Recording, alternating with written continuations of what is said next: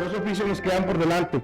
El oficio sacerdotal y el oficio como rey, real. El que sigue, por favor. Oficio de Cristo, oficio sacerdotal de Cristo, mis hermanos. Primero, tenemos que responder una pregunta bien básica. ¿Qué es un sacerdote? Y hablando respecto a la Biblia, ¿sí? La Biblia, el Antiguo Testamento. ¿Qué era un sacerdote, mis hermanos? Bueno, los sacerdotes del Antiguo Testamento, mis hermanos, a diferencia de los profetas que estaban enfrente, cuando la gente hablaba en nombre de Dios, recordábamos eso, ¿ah? Cuando un profeta, el profeta hablaba de parte de Dios para el pueblo. Con el sacerdote era algo diferente, ¿va? Los sacerdotes del Antiguo Testamento se ponían frente a Dios y tenían al pueblo a sus espaldas. ¿A qué me refiero? Ahora ellos eran del pueblo hacia Dios. El profeta era de Dios hacia el pueblo y el sacerdote es del pueblo hacia Dios, ¿sí? Ellos poseían el privilegio, mis hermanos, especial de acercarse a Dios, de hablar y actuar en representación del pueblo. Como el profeta, el sacerdote también era un vocero, pero hablaba por el pueblo. Entonces recordamos que el sacerdote en el Antiguo Testamento tenía ese privilegio que nadie más tenía, ¿sí? Aunque fuera judío, nación de Israel. Solamente la tribu de los levitas tenía el privilegio, y eso, si caía la suerte todavía, de entre los sacerdotes, de llegar hasta el lugar santísimo, ¿sí? Lo veíamos cuando vimos en su momento, en su momento veíamos a Zacarías, ¿sí? Zacarías, el sacerdote, esposo de Elizabeth. Él, dice ahí la Biblia, le tocó la suerte de ser de los que entran hasta el lugar santísimo para ofrecer servicio. Y ahí fue cuando se le apareció el ángel a él, ¿sí? Entonces, vemos que los sacerdotes tenían ese privilegio y nadie más del pueblo, ¿sí? Cuando alguien más se quería meter a hacer algo de un sacerdote, ¿qué le pasó a Saúl? Cuello, ¿sí? Lo quitaron como rey. Vámonos. ¿Qué pasó con los hijos de Samuel? De Elí. Los hijos de Elí hicieron algo que no debían haber hecho. También, ¿verdad? Entonces, ¿y qué pasaba con los sacerdotes tan impuros? ¿Sí? Entonces, los sacerdotes tenían ese privilegio, pero también esa responsabilidad de entrar a la presencia de Dios y de hablar en lugar del pueblo hacia Dios, como interceder ante Dios, ¿va? Ahora, ¿cuál era la misión de un sacerdote? Más o menos ya lo respondimos, ¿va? Él hacía intercesión y oraba por el pueblo. Además, el sacerdote ofrecía sacrificios y ofrendas a Dios a nombre del pueblo por sus pecados. Esa parte del trabajo que tenía el sacerdote, ¿sí? Entonces, eran diferentes tipos de ofrendas. Ahorita no me voy a meter a explicar eso, mis hermanos, eso ya, ahorita es el instituto, ¿sí? Pero eran diferentes tipos de ofrendas en diferentes tiempos, diferentes festividades, muchas cosas, ¿verdad? Y entre ellas, pues estaba el sumo sacerdote. Entre los sacerdotes estaba el sumo sacerdote, ¿sí? Quien ofrecía los sacrificios principales el día de la expiación, que es el día más importante donde se ofrecen esos sacrificios, ¿sí? Era el sumo sacerdote. Pero, antes de que alguien pudiera entrar a la presencia de Dios, tenía que el sumo sacerdote y el sacerdote lavarse, limpiarse, ¿sí? Tanto física como espiritualmente, ¿sí? Entonces, eso es bien importante cuando veamos al sacerdocio de Cristo. Entonces, hacía intercesión y oraba por el pueblo, y además hacía sacrificios y ofrendas en nombre de Dios, ¿sí? Del pueblo para Dios. También por cuestión de los pecados, ¿verdad? Lo principal es para limpieza de pecados. Preguntas hasta ahí. Entonces, yo creo que eso es básico, ¿no? Yo creo que todos lo conocemos más o menos. ¿Me pregunta? ¿Quién es sacerdote, hermano? Quítame, regrésale a la portada, por favor. Por favor, hermano.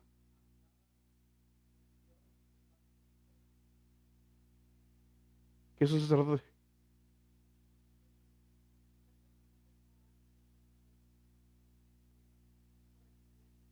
¿Cuál es la misión del sacerdote?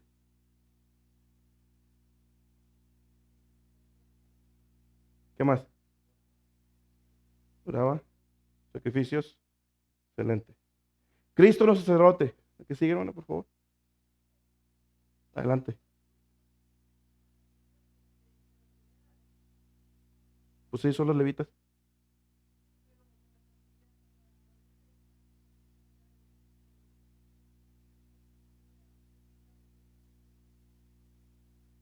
No sé si yo me estoy confundiendo, pero pues toda la descendencia de Aarón son los levitas, si no me equivoco.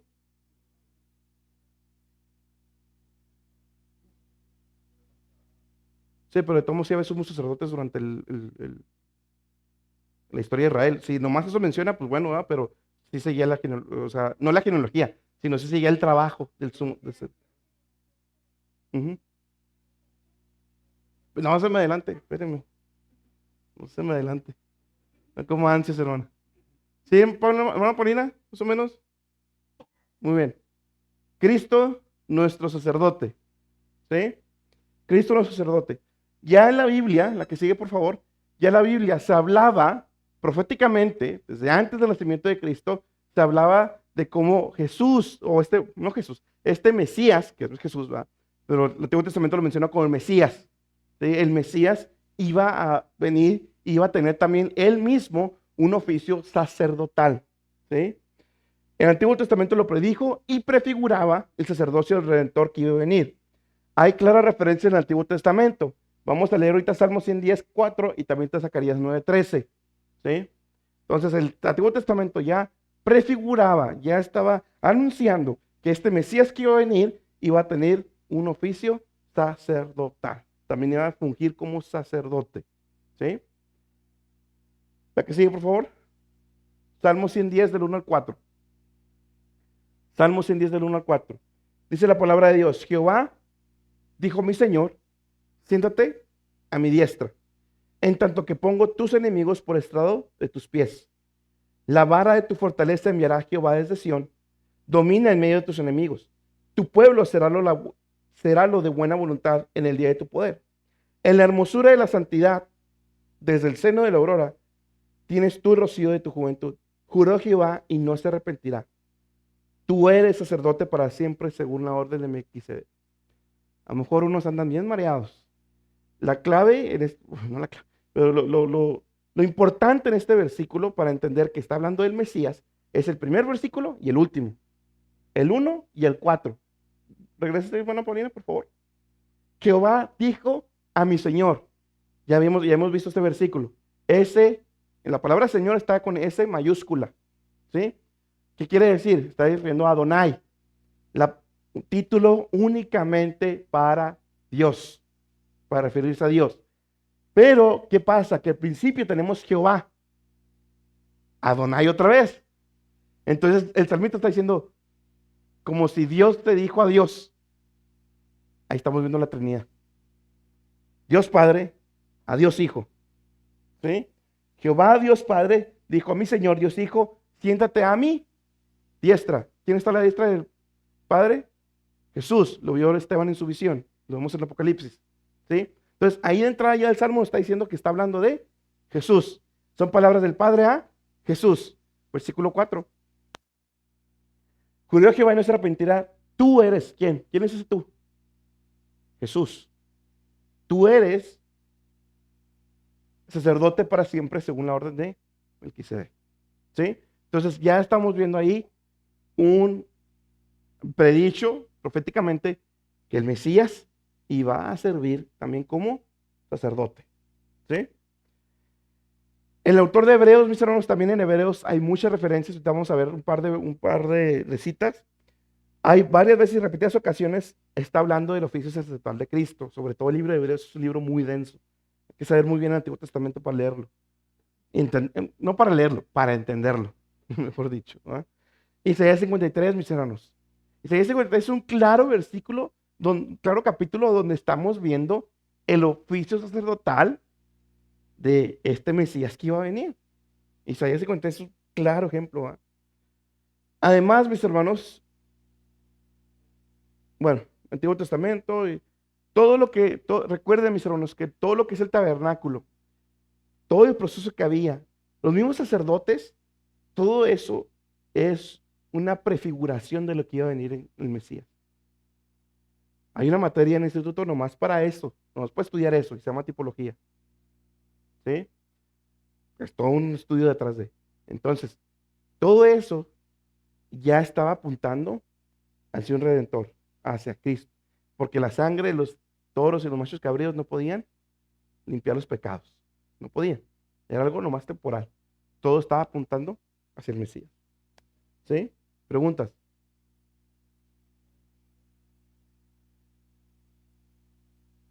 Dice, pero es una explicación muy larga, hermano. Por eso no lo quise meter. Si quieres, después se lo mando. ¿Sí? Pero fue un sacerdote antes, o sea, no me quiero enrollar tanto. Fue un sacerdote antes de que existiera el sacerdocio de Aarón y los levitas, todo eso. Y fue escogido por, o sea, no era la tribu de nadie. O sea, de hecho, la Biblia, ya me metí. De hecho, la Biblia, mis hermanos, es bien bonito cómo a él no se nombra ni siquiera de dónde vienen sus papás, nada. O sea, de repente aparece en la Biblia nomás. Y es alguien al que Abraham le rinde este diezmo, ¿verdad? Entonces, que la palabra de Dios o que Jesús se le está diciendo que tú vas a ser el sacerdote según la orden de Melquisedec, está hablando de alguien que no tuvo un principio ni un fin. O sea, nunca vemos en la Biblia qué pasa, de dónde viene, nomás aparece, ¿verdad? Y así como nomás aparece y no vemos ni su fin ni nada, eso es prefigurativo de cómo Jesús no iba a tener ni un principio ni un fin. O sea, que ese sacerdote que iba a venir era un sacerdote como ningún otro. Por eso dice según la orden de Melquisedec, o sea, fuera, inclusive fuera de las tribus, ¿verdad? Era alguien, porque es más, toda ni siquiera la nación de Israel estaba formada, apenas era Abraham. Entonces, a ese es una persona, pues, es un personaje, una persona que aparece en la Biblia en cierto punto. Hay que leer pues, el Antiguo Testamento. ¿Sí? Melquisedec, rey de justicia. ¿Sí? Más o menos. Se lo expliqué muy rápido, ¿no? Pero ahí se lo lleva a tarea. Muy bien, mis hermanos. ¿Más preguntas? ¿No? Excelente. Qué bárbaro. La que sigue. Bien importante esto que está aquí, mis hermanos. Bien importante esto que está aquí. Clave, mis hermanos. Él fue, hablando de Jesús, él fue el sacerdote por excelencia. Jesús, y ahorita lo vamos a ver. Jesús fue el sacerdote por excelencia. Pero también, a diferencia de todos los demás sacerdotes, él mismo fue el sacrificio por excelencia. Por excelencia. Suficiente. Necesario. Cubrió todo. ¿Sí? No fue temporal. Fue suficiente. El sacrificio fue suficiente. ¿Sí? La que sigue, nomás quiero ver qué tengo en la que sigue. Ok, antes de esa, regresa hermano Polio. Una evidencia, mis hermanos, como le estaba diciendo ahorita, de que Jesús fue superior a todos los demás sacerdotes, mis hermanos, es el hecho de que él, como sacerdote, no tuvo que ofrecer ningún sacrificio por él mismo.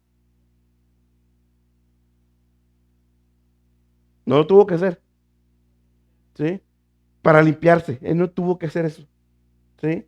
Cuando se bautizó con Juan el Bautista, nomás fue ¿para qué? Para cumplir la ley, nomás para eso. Pero no porque, o sea, en el mismo texto de Juan el Bautista, en la misma lógica de Juan, dice, hey, no, tú bautizas a mí, yo que te voy a andar bautizando a ti. Tú eres el Cordero de Dios. O sea, ¿sí me explico? Pero se bautizó para cumplir la ley. Pero Jesús jamás tuvo que ofrecer un sacrificio para limpiarse él mismo. Jamás. ¿Sí? El sacrificio, por otro lado, ¿verdad? El sacrificio que él ofreció, su propio cuerpo en la cruz, bajo la ira de Dios, fue una sola vez y para siempre. No fue un sacrificio animal. Cristo se ofreció a sí mismo y él fue el sacerdote y al mismo tiempo el sacrificio. Las dos cosas en un evento. Fue una ofrenda por el pecado y la transgresión para expiar el pecado. Fue un holocausto ofrecido de todo corazón y con completa consagración a Dios. En el día de la expresión, y me equivoco si me equivoco, si me corrige si me equivoco, hermano. En el día de la expresión había dos corderitos. ¿Sí? Sobre uno se ponían las manos. Y figurativamente todos los pecados del pueblo iban sobre ese corderito. ¿Sí? Ese corderito después se echaba a las afueras de la ciudad. Otra tradición dice que hasta lo aventaban de un precipicio. El punto es que sobre ese corderito donde descendían todos los pecados del pueblo, era sacado, era echado, era sacado fuera, de una manera figurativa, estaba prefigurando que el pecado salía del pueblo. Pero el otro corderito, porque eran dos, ese otro sí era ofrecido como ofrenda de sacrificio a Dios. Ahorita vamos a ver por qué estoy diciendo esto. Entonces, él fue la ofrenda por el pecado, pero él también fue la ofrenda para transgredir, para expiar, mejor dicho, el pecado de todos nosotros. ¿Sí? Él también fue una ofrenda de paz, por medio de la cual el pecador ingresa a la comunión bendita con Dios. Ahorita vamos a ver un poquito más de eso. Vamos a analizar dos textos, mis hermanos. Ya sabe que yo soy más de textos. Hebreos 7, 24 al 28. Es un texto denso, vamos despacito. ¿Sí? Dice el versículo 24, pero, hablando de Jesús, Él conserva su sacerdocio inmutable, puesto que permanece para siempre. ¿Qué nos está diciendo este texto?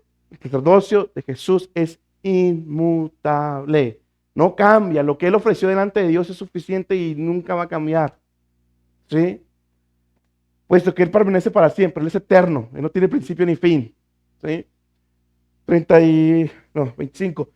Por lo cual Él también es poderoso para salvar para siempre a los que por medio de Él se acercan a Dios. Por eso somos salvos, siempre salvos.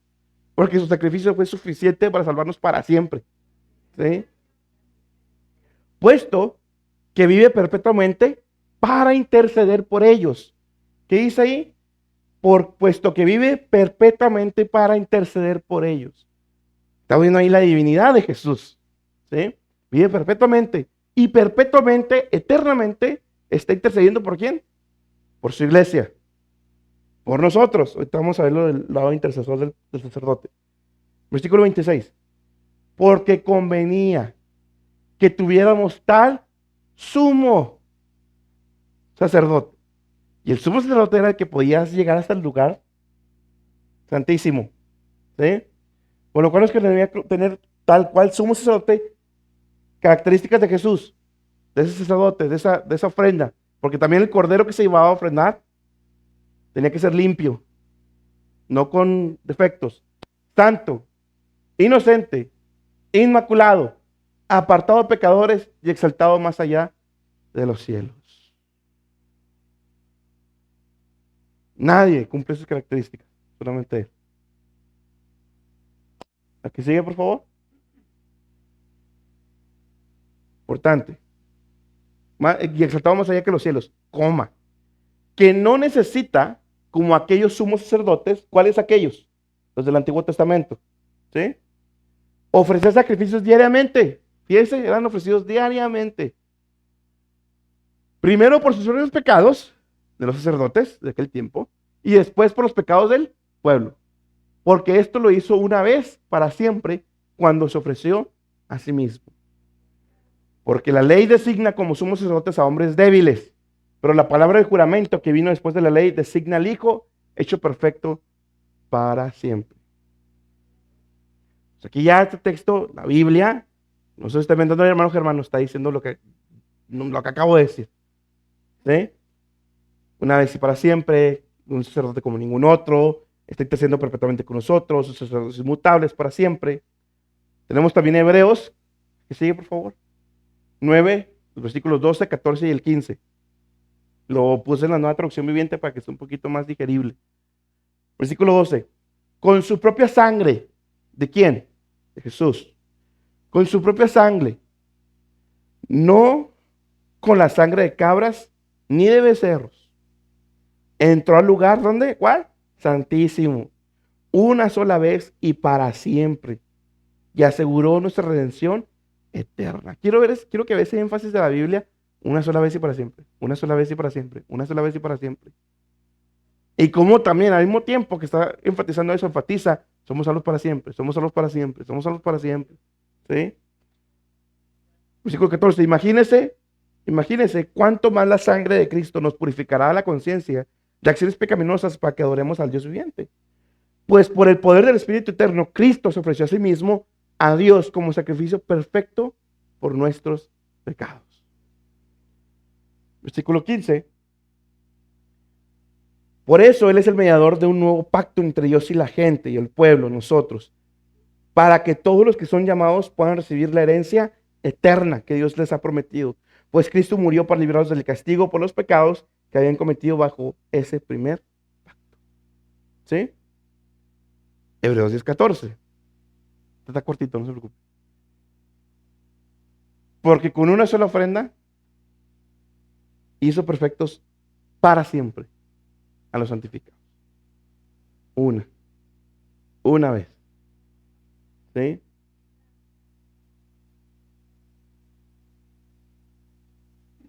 Fue suficiente. Quiero que vea cómo eso que le estaba diciendo ahorita, Cristo, este corderito, eran todos los pecados puestos en él y eran echados fuera del pueblo. Dios puso todos los pecados en Cristo y Cristo fue crucificado fuera del pueblo.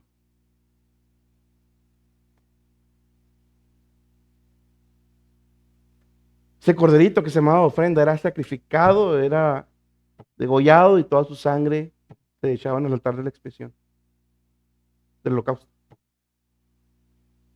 Cristo derramó su sangre en la cruz, no es un animal, Jesús mismo, Dios mismo de carne y hueso. Ya hemos pasado por eso, mis hermanos. Él mismo derramó su sangre por nosotros y fue suficiente y es perfecto y no tiene que derramarlo una y otra vez, no, una sola vez y con eso fue suficiente para salvarnos de una manera eterna y para siempre. Una sola vez. El clero católico sacrifica a Cristo no sé cuántas veces al día. Vea el problema, gran problema contra la Biblia, no contra lo que yo diga o para lo que los cristianos decimos, contra la Biblia que tiene estar ofreciendo, y ya no me acuerdo cómo se llama eso, nunca lo puedo decir, eso de que la hostia y el vino se convierten en la carne y el sangre de Cristo literalmente. No está en ningún lado. Una sola vez. Una nomás. Fue lo que Cristo tuvo que sufrir en la cruz para limpiar nuestros pecados. Nomás una. Tenemos por otro lado, mis hermanos, la obra intercesora de Cristo. ¿Sí? La obra sacerdotal de Cristo, mis hermanos, no se limita al ofrecimiento de un sacrificio. No se limita al ofrecimiento de un sacrificio. También es intercesor por su pueblo. Tenemos versículos como Juan 14:16 que nos describe como consolador y 1 Juan 2:2 donde se le llama intercesor. El término significa el que ayuda, el que aboga o el que intercede por otra persona. Entonces también el sacerdote, como lo vimos ahorita al principio, también tiene un rol de intercesor. Jesús es nuestro intercesor, mis hermanos. La que sigue, por favor, hermana. Ah, no, ahí lo tengo, perdón, no le muevo. En calidad de defensor del creyente, Cristo intercede por su causa delante del Padre. Cristo intercede por nosotros delante del Padre y en contra de Satanás. Continúa su trabajo de mediador hasta este momento, ahorita, ¿sí? No por medio de ofrendas o sacrificios, no, eso ya fue, ¿sí? Solo fue un sacrificio, sino solo intercediendo por su pueblo en el lugar santísimo celestial del templo del cielo. Ya no en un templo hecho de manos, allá. Él intercede, Él es nuestro intercesor. No necesito decirle a María para que le diga a Jesús, para que le diga al Padre. No necesito decirle a un santo para que le diga a María, para que le diga a Jesús, para que le diga al Padre. ¿Sí? Jesús es nuestro intercesor. Romanos 8:34. ¿Quién es el que condenará? Cristo es el que murió. Más aún el que también resucitó. Quien además está a la diestra del Padre, el que también intercede por nosotros. ¿Sí? Primera de Juan 2:1. Hijitos míos, estas cosas os escribo para que no pequéis.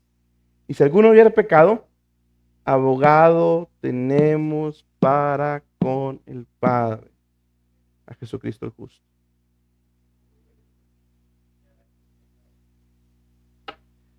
Quiero que vean, mis hermanos, algo bien interesante este texto.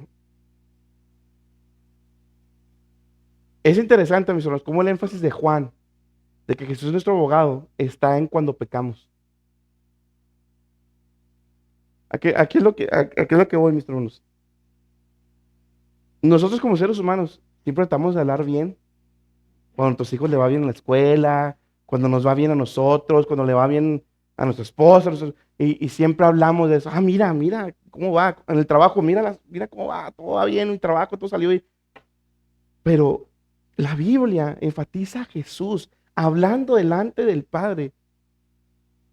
No cuando predicamos bien o cuando evangelizamos bien, cuando pecamos. Cuando pecamos.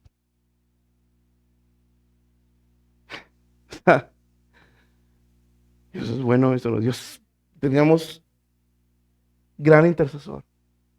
Cuando peco, Jesús se pone ahí con el Padre a interceder por mí. Cristo intercede por todos aquellos por los que realizó la expiación y solamente por ellos. Solamente los hijos de Dios, los salvos por el sacrificio de Cristo, aquellos que han puesto su confianza en la obra de Cristo en la cruz, aquellos que Dios mismo ha escogido desde antes de la fundación del mundo, nomás ellos, nomás por ellos intercede Jesús delante del Padre. ¿Te lo demuestro? Juan 17:9. Yo ruego por ellos. Literalmente, ya sé que se está refiriendo a los apóstoles, pero para aplicación amplia se está refiriendo a iglesia. Te ruego por ellos, no ruego por el mundo. Yo no ruego por ellos de una manera intercesora, sino por los que me diste. El Padre, la iglesia le entregó a su Hijo. Solamente por ellos, porque tuyos son. Esa idea romántica de que Dios es amor y ama todo, puro amor, no está en la Biblia. No está en la Biblia. Imagínense al Padre queriendo abogar o queriendo salvar a otros, o justificar a otros por los cuales Cristo no murió. No se puede, porque Dios es justo. Y hemos visto los atributos de Dios. Vimos bastantes, mis hermanos, como para. Dios es justo. Y el sacrificio de Cristo solo cubre a aquellos escogidos por Él. A nadie más. Ni uno más, ni uno menos. Pero, ¿cómo sabemos quiénes son y quiénes no son? Por eso toda persona debe clamar por el perdón de Dios. Yo tuve jóvenes que me decían, güey, si no soy, pues ¿a ti qué? Tu trabajo es pedirle a Dios y rogarle a Dios. Déjale a Dios si eres o no eres, ¿no? Pero si estás buscando, de verdad, pues es porque sí eres. Pero bueno. En la encarnación, mis hermanos, en la encarnación, el Hijo tomó sobre sí mismo la humanidad de su pueblo para poder morir en su lugar. ¿Sí me escuchó? En la encarnación, el Hijo tomó sobre sí mismo la humanidad, y no la hipostática, la encarnación de Cristo, ¿sí? Cuando la segunda persona de la Trinidad adherió a sí mismo una naturaleza humana, ya lo vimos, ¿sí? En la encarnación, el Hijo tomó sobre sí mismo la humanidad de su pueblo para poder morir en su lugar. Si el sacerdote que iba a ofrecer la ofrenda, en este caso Jesús, no hubiera sido humano como usted y como yo, no vale. No vale. Porque Adán fue el primero. Tenía que ser otro segundo Adán, dice Pablo. Y el segundo Adán fue Jesús. El primer Adán falló, pero el segundo Adán tuvo la victoria. ¿Sí? El Hijo está en el cielo vestido de la misma humanidad, ahora glorificada, representando a su pueblo delante de Dios como su mediador y abogado. Jesús ya es la segunda persona de la Trinidad, el Hijo de Dios ya estaba en la presencia de Dios. ¿Cuál es la diferencia ahora? Que ahora está con su cuerpo humano glorificado allá, intercediendo con nosotros como mediador y abogado. Cristo, además de su intercesión, mis hermanos, la que sigue, por favor. Cristo, además de su intercesión, Él nos abrió el acceso al Padre. Es otra cosa importante, mis hermanos, el sacrificio de Cristo. Cristo también nos abrió las puertas para llegarnos hasta el lugar santísimo. Cristo nos abrió las puertas, literalmente rompió el velo para acercarnos hasta el lugar santísimo, entrar hasta ese lugar. Y eso ocurre cada vez que oramos de verdad. Sí, hermano, porque usted cree que es un minutillo aquí mediocre y entra. No, hermano. No, no se confunda. ¿Cuántas veces en el mes, mis hermanos, realmente entraremos en el lugar santísimo? ¿Cuántas? Porque antes no entraban porque no podían. Ahora podemos y decidimos nosotros no entrar. Hebreos 4, 15 y 16. Porque no tenemos un pontífice que no se puede compadecer de nosotros, nuestras flaquezas, mas tentado en todo según nuestra semejanza, pero sin pecado. Tenemos al perfecto intercesor, porque sabe lo que es la tentación. Y Jesús la sabe mejor que nosotros, mis hermanos. Si se lo he dicho ya, lo vimos ahí. Porque Él sí soportó la tentación, nosotros no. Él sí la soportó y no cayó. Él sabe lo que es ser tentado. Lleguemos pues confiadamente al trono de la gracia para alcanzar misericordia y haya gracia para el oportuno socorro. Pregunto. ¿De verdad me pregunto? Con los textos de Hebreos tienen para preguntar muchas cosas. Bueno. El oficio real de Cristo. El oficio real de Cristo. Ya vimos cuáles dos oficios, hermano David. Sacerdote y profeta. Ahora sigue el oficio real de Cristo, o sea, como rey. ¿Y sigue? Otra vez, ¿va? Primero hay que poner los puntos sobre las cis para poder entender todo lo demás. ¿Qué era un rey en el Antiguo Testamento? ¿Qué era un rey? Él recibió ese oficio de parte de Dios. Su llamado era ser más bien un virrey en lugar de un rey. ¿A qué me refiero? Que el rey de Israel no era autónomo. No era autónomo. Ni debía pretender que tenía autoridad absoluta en sí mismo, porque no la tenía. Sino que más bien él estaba bajo el gobierno del rey, de Dios. ¿Sí? El rey de Israel no debía pretender que él tenía las cuerdas del caballo, la rienda. No. Él se rendía bajo la autoridad de Dios. ¿Sí? Entonces, por eso se dice que más bien era como un virrey. ¿Sí? El que le sigue del rey. ¿Cuál era la misión del rey? ¿Y sigue, por favor?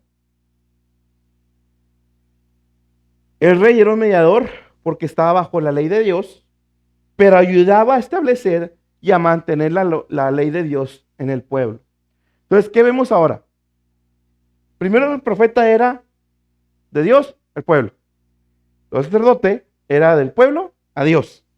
Pero el rey era de la ley de Dios al pueblo. ¿Sí? Él se encargaba, él debía de encargarse que la ley de Dios se siguiera, se cumpliera. ¿Sí? Y no debía pretender que era llanero solitario con un imperio a su cargo. Porque múltiples veces vimos lo que pasaba cuando los reyes no consultaban a Dios. ¿Sí? Dios le decía, ¿para dónde vas? No estás solo, no te reinas tú solo. Para acá. ¿Ah? Entonces, ¿qué es lo que pasa? Tristemente, la mayoría de los reyes nomás dieron vergüenza. ¿Ah? 3 reyes son los que se pueden rescatar. Así que traigo un momento ahorita. David, Salomón, hablando del Antiguo Testamento, y Josías. De ahí es más, la gran mayoría, hay que alguno que otro que se está pasando, hermanos, estoy seguro. Pero Josías especialmente, dice la Biblia, no hubo otro rey que se convirtiera a Jehová con todo su corazón, ni antes de él, ni después de él. ¿Sí? Entonces, pocos eran los reyes que realmente servían a Dios en la misión que tenían. La mayoría usaban para servirse de Dios nomás. no muy diferente a nosotros hoy. Cristo nuestro Rey. ¿Sí? Cristo nuestro Rey.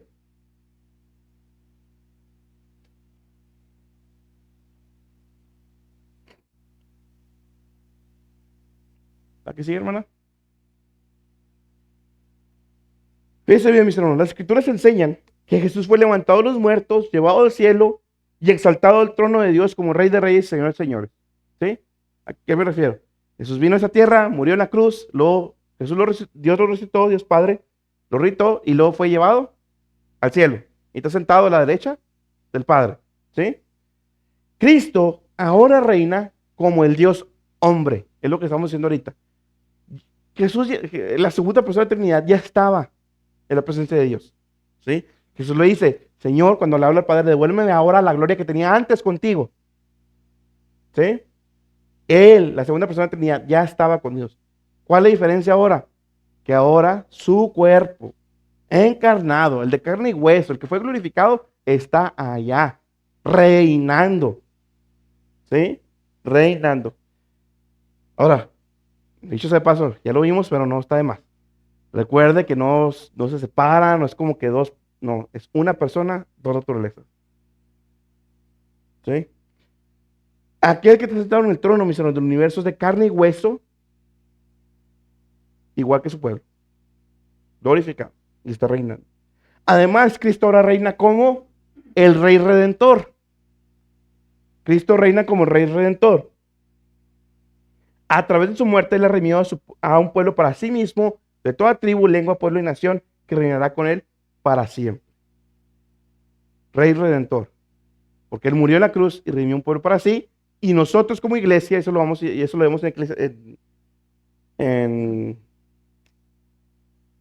ay, se me olvidó cómo se llama la materia en los últimos tiempos. Escatología. Gracias, hermano. Eso lo vemos en escatología. ¿Sí? Pero todavía no llegamos ahí. Es importante entender, mis hermanos, que desde el principio, por lo que dice ahorita, Cristo no es meramente un rey o como un rey. Él es el rey. ¿Sí? Él es el único rey verdadero que jamás ha existido. Él es el rey de reyes. Con ese título va a regresar a la tierra, mis hermanos, a vista de todos, como rey de reyes, señores, señores. ¿Ah? Todos los otros que han reinado, inclusive Josías, o que reinarán, son meras sombras, débiles de su persona y oficio de Cristo. ¿Sí? Dice Colosenses, porque por Él y en Él las cosas subsisten y están, parafraseándolo. Jesús reina, a Él se le fue dar el juicio de reinar y el juicio sobre todos nosotros. A Él se le fue entregado. Él está reinando allá. Él es el rey, el gobernador. La que sigue, por favor. Profecías. Ay, no le quité sus sacerdotes. Profecías de su realeza, mis hermanos. Ahí, ignoren la palabra sacerdocio. Profecías de su realeza. Según de Samuel 7:16. Y esos textos son muy importantes. Y será afirmada su casa. Esta es la promesa que se le está dando a David. ¿Sí? Y será afirmada al rey David. Y será afirmada tu casa y tu reino para siempre. Delante de tu rostro y tu trono será estable eternamente. Se le está prometiendo a David que de su linaje iba a nacer el Mesías, el rey, que iba a reinar eternamente, para siempre. Se da esa promesa muy especial a David. Y luego vemos esa promesa cumplida, o al menos de una manera parcial, en Lucas capítulo 1, versículos 33 al 31 al 33, cuando está el ángel Gabriel delante de María. ¿Sí? He aquí concebirás en tu seno y parirás un hijo, y llamarás su nombre Jesús. Este será grande y será llamado Hijo del Altísimo. Y le dará el Señor Dios el trono de David, su padre, y reinará en la casa de Jacob por siempre, y de su reino no habrá fin. Está casi citando palabra por palabra de 2 de Samuel. Jesús es el Mesías, quien va a reinar, y quien viene para reinar. Ahora sí, el reino que los judíos están esperando. Entonces, Él va a ser el que va a reinar de esa manera. Y la iglesia con Él. Daniel 7:13 y 14, también, mis hermanos, es uno de los registros más gloriosos que se encuentran en Escrituras acerca de la exaltación de Cristo como Rey. hablan muy bien de lo que es Jesús o el Mesías como rey. Dice Daniel, miraba yo en la visión de la noche, ya aquí en las nubes del cielo, como un hijo del hombre que venía y llegó hasta el anciano de grande edad, e hicieronle llegar delante de él. Versículo 14, hermanos Saturnino.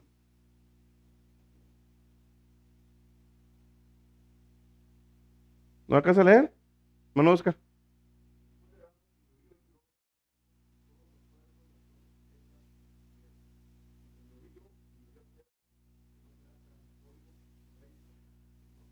No se corromperá.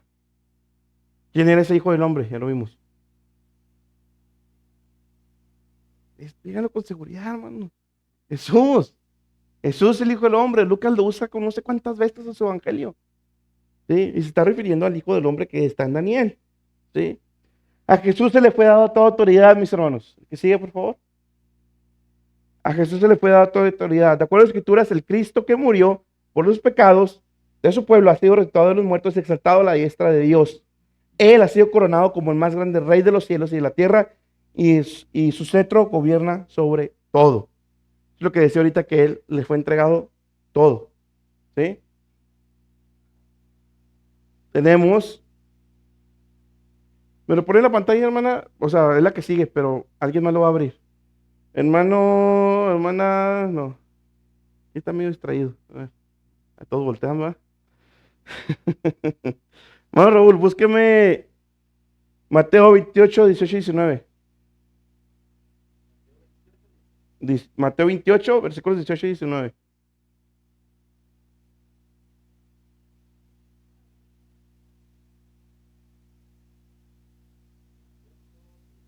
Usted me busca, hermano Lorenzo, Filipenses 2, 9 al 11. Filipenses 2, 9 al 11. Hermano Víctor, Hechos 2, 36. Me lo busca en la Biblia, no lo apunta. Hechos 2, 36. Hermano, Mateo 28, 18 y 19.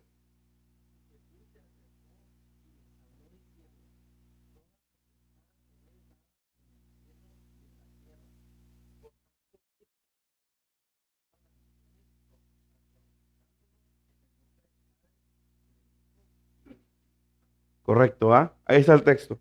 Que dice, toda autoridad me ha sido dada en el cielo y en la tierra. ¿Sí? De todas las naciones. Entonces, por eso nos da autoridad para ir a predicar el evangelio, porque vamos en nombre de que se le dio toda la autoridad. ¿Sí? Ni los testigos de Jehová, ni nadie más. Somos los únicos y no lo hacemos. Filipenses 2, 9 al 11. Siempre suelto ahí, ¿va? Mire, o sea, es que me sale lo predicado. Filipenses 2, 9 y 11, hermano. 9 al 11.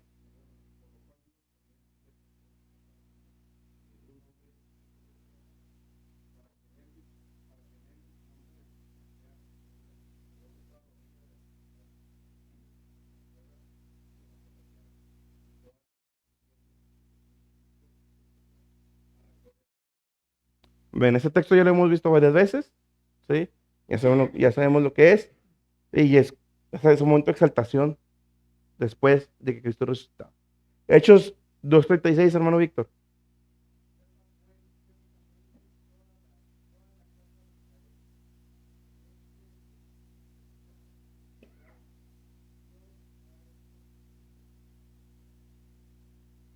¿Sí?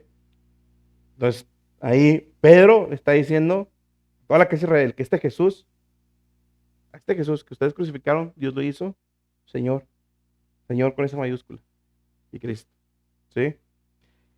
A Cristo se le otorgó formalmente, mis hermanos, este reinado sobre el universo cuando se sentó a la derecha del Padre. Ahí es cuando se le entrega todo, ¿verdad? Fue una recompensa que recibió debido a su obra, a lo que él hizo, ¿sí? Él sí fue recompensado por sus obras, ¿sí? Su salvación sí fue por la obra de Jesús. Ya para nosotros es por gracia, ¿sí? Pero lo que Jesús hizo, él se ganó la recompensa. Esta investidura no le proveyó ningún poder o autoridad que no poseyera ya como hijo de Dios. Creo que eso lo puse. Ahí está. Esta investidura, eso que está ahí es muy importante. Esta investidura no le proveyó ningún poder o autoridad que no poseyera ya como hijo de Dios. Ni amplió su alcance. No es que se volvió más poderoso o que no tenía algo que no tenía antes. Hablando de poder, ¿sí? ¿Qué sigue? Cristo sencillamente recibió esta autoridad en calidad de Dios hombre.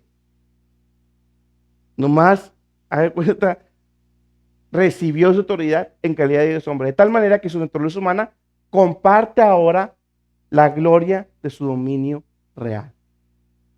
¿Sí? Porque su esencia divina ya la tenía.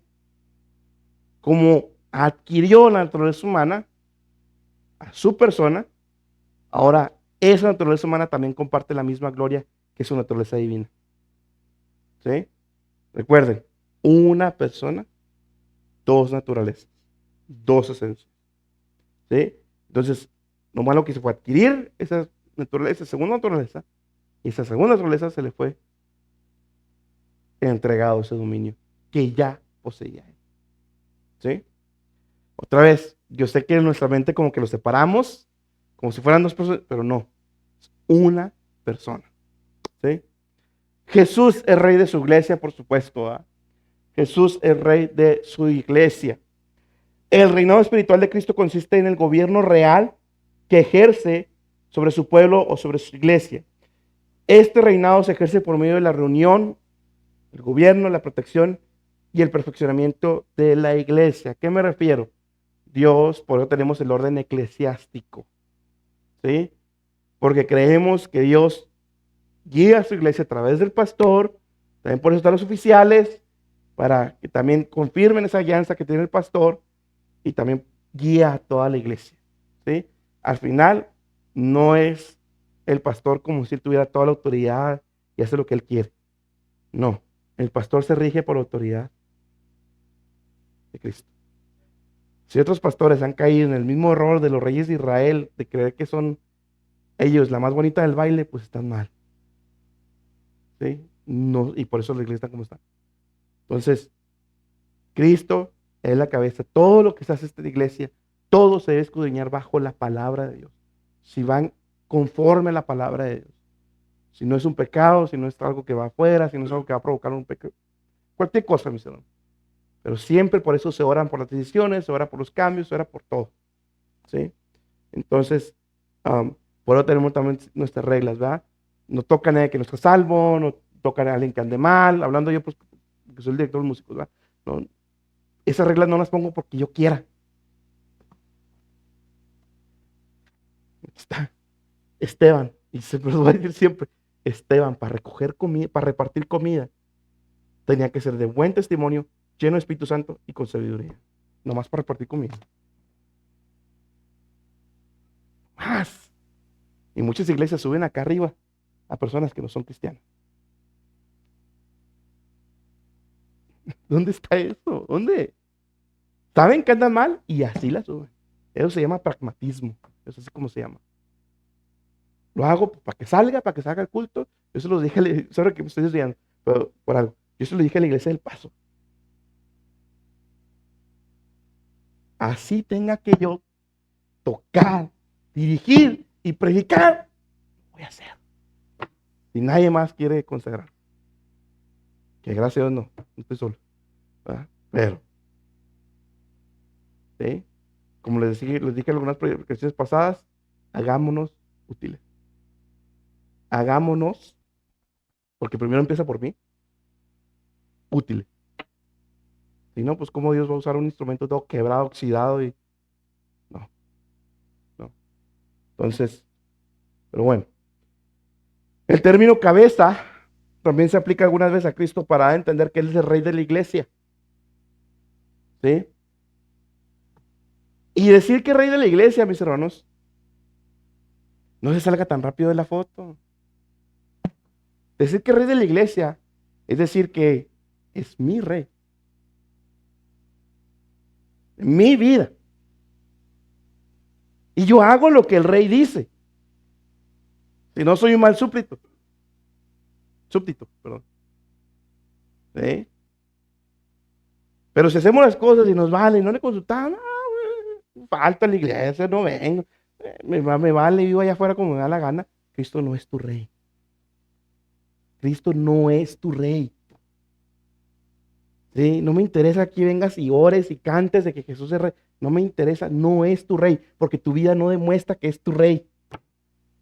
¿sí? Esto se aplica. Si realmente Cristo es nuestro Rey, entonces todo lo que hacemos, todo lo que decimos, la manera que trabajamos, la manera en que vivimos, la manera en que somos matrimonio, porque si donde se aplica mal la palabra cabeza, Cristo como Rey, es en el matrimonio. Efesios, Colosenses, y por ahí otro que se nos escapa. En las dos cartas se explica la palabra cabeza a Cristo como Rey, el gobernante. Como varones no somos nomás porque mis chicharrones truenan. No, debemos de gobernar nuestra casa como esos subgobernadores, porque la cabeza es Cristo. ¿Sí? Entonces, si decimos que Jesús es Rey, que es el Rey de mi vida, pues entonces, y fíjese que otra aplicación, gloria a Dios. Fíjese bien, si decimos que Jesús es Rey y creemos lo que acabo de decir, porque varios dijeron amén, en que Dios gobierna a través del orden eclesiástico de esta iglesia, de que tenemos nuestro pastor, tenemos un oficial, en mi caso yo, tenemos los presidentes, y no hacemos caso, y nos vale, y hablamos a espaldas, no estamos creyendo que Jesús es Rey. No estamos creyendo que Jesús es Rey, porque no nomás es Rey, Él es el Rey soberano, y Él ha acomodado y ha puesto quien Él le place poner. Si no creemos en eso, y somos rebeldes aquí al hermano pastor, somos rebeldes a lo que se dice aquí, somos rebeldes al presidente nomás porque mis chicharrones nomás van a tronar, hermano, Jesús no es su Rey. Jesús no es su Rey. ¿Sí? Entonces, no se quede esto como un mero conocimiento, mis hermanos. Por eso yo sé que paro muchas veces porque busco la aplicación, mis hermanos. Es que no nomás es conocimiento así nomás. ¿Sí? Entonces, y fíjese, Efesios 1, 20 y 22, lo voy a leer de las Biblias Américas, el cual obró en Cristo cuando Él resucitó entre los muertos, se sentó a la diestra de lugares celestiales, muy por encima de todo principado, autoridad, poder, dominio, de todo nombre que se nombra, no solo de este siglo, sino también del venidero. Y todo sometió bajo sus pies, y a Él lo dio por cabeza sobre todas las cosas de la iglesia. Todas las cosas de la iglesia. Desde la música, desde que predica, hasta que Él barre. Todas las cosas de la iglesia. ¿Sí?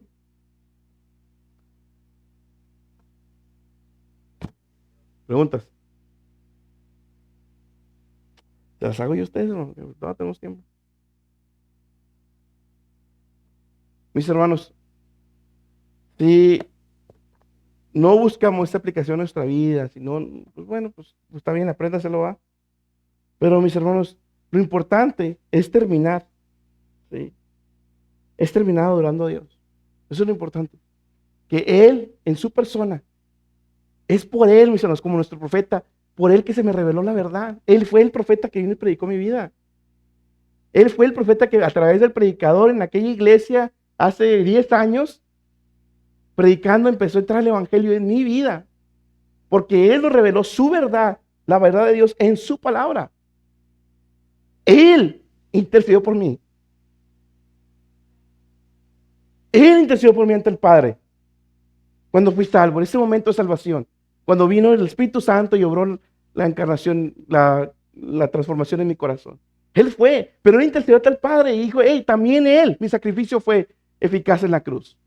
También Él.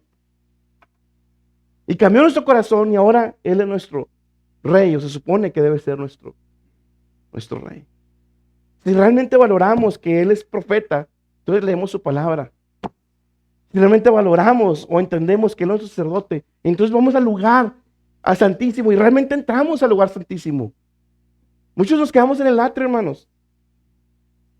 En el atrio, y eso era para los gentiles. Pero mis hermanos, a veces estamos en problemas y actuamos como si no tuviéramos intercesor. Él es mi intercesor. Él es.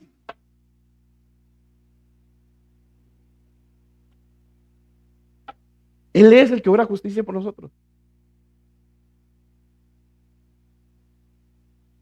Pero si peleamos los problemas allá afuera, por mis fuerzas, porque mis pantalones nomás son los que, por mis charrones nomás son los que truenan, ¿dónde está el intercesor?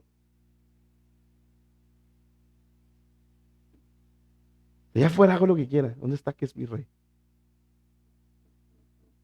Si realmente creemos que Él es el Rey, ¿por qué no estamos predicando este evangelio y llevándolo a otros? Para que los demás entren al reino de Dios.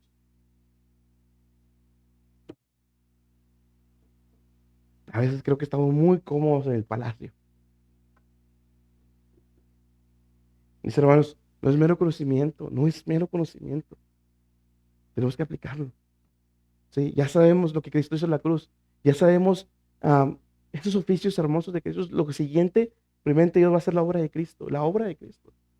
Esto nos debe llevar a valorar más. Lo veíamos el domingo, mis hermanos. Mucho ama a que mucho se le perdona. Y discúlpeme, aunque usted haya sido un sicario drogadicto y yo muy moral, a mí se me perdonó mucho. Porque ni usted ni yo podíamos pagar. Pero no ama mucho. Usted no ama mucho. Y yo a veces no amo mucho. Porque no soy consciente de lo que costó. Ahora, usted y yo somos un poquito más conscientes y un poquito más responsables. Hermano, no sé si se da cuenta.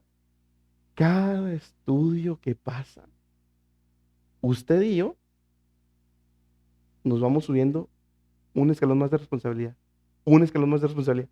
Un escalón más de responsabilidad. Porque ya sabemos. Y cuando estemos con Él, no vamos a poder decir, no se me dijo, Señor.